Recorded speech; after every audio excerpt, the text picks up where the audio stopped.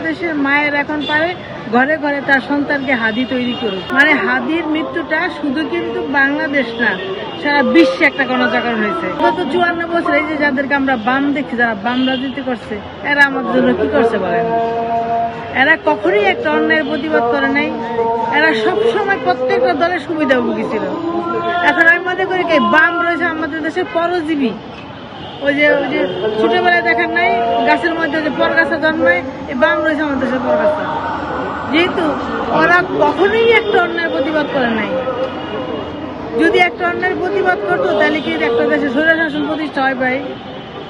আমি ধরেন আপনি একটা ঘরের মালিক, আপনাকে যদি ভুল ত্রুটি আমি দেখাই দেই, আপনাকে শুধরে তাহলে কি আপনার সাহস হবে আপনি আমাদের উপরে ওই অন্যায়টা চালাতে পারবেন?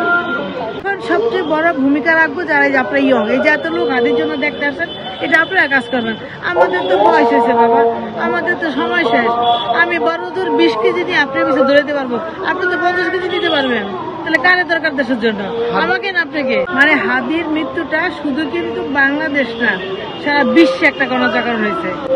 ইভেন দেখেন জাতিসংঘের রাষ্ট্রদূতে দিয়ে কি বলছে মহাসচিব, যে হাদির বিচার হবে, এটা সঠিক তদন্ত করে বের করতে হবে, এবং এটার সাথে যারা জড়িত ছিল, যারা পরিকল্পনাকারী, তারাও যেন বাদ না যায়। তাহলে উনি যদি বলতে পারে তাহলে আমরা বাংলাদেশে কেন চাইবো না? কেন আপনি চাইবেন না? কেন আপনি চাইবেন না? কেন আপনি চাইবেন না? হাদি কি আপনার আমার সন্তান না? আপনার ছেলে, ওনার ছেলে বা আমার ছেলে গুলি খায়, তাহলে আমি কি ভাবতাম? মেসেজ এটা যে বাংলাদেশের মায়ের এখন পারে ঘরে ঘরে তার সন্তানকে হাদি তৈরি করুক, যার কোনো লোভ নাই। যেমন ওই দিন আমার একজন কোশ্চেন করছে কি যে বলছে যে বিএনপি নেতা বলছে কি যে আমরা পাওয়ারে গেলে হাদির মতো নেতা তৈরি করবো। আরে বেটা, তোর পাওয়ারে দিতে লাগবো কেন? তুই পাওয়ারে না গিয়ে তৈরি কর। তুই তৈরি করবি চান্দাবাজ, তুই তৈরি করবি সন্ত্রাসী, তুই তৈরি করবি খুনি, তুই হাদিরে কি করে তৈরি করবি? তোদের তো চিন্তাই নেই হাদি কেমনে তৈরি হয়। ওটা তোর চিন্তায় আছে? তোর চিন্তায় আছে তুই 100 পালবি ওই ক্যাডার, অন্তন 10 টাকা চান্দা 200 টাকা আন,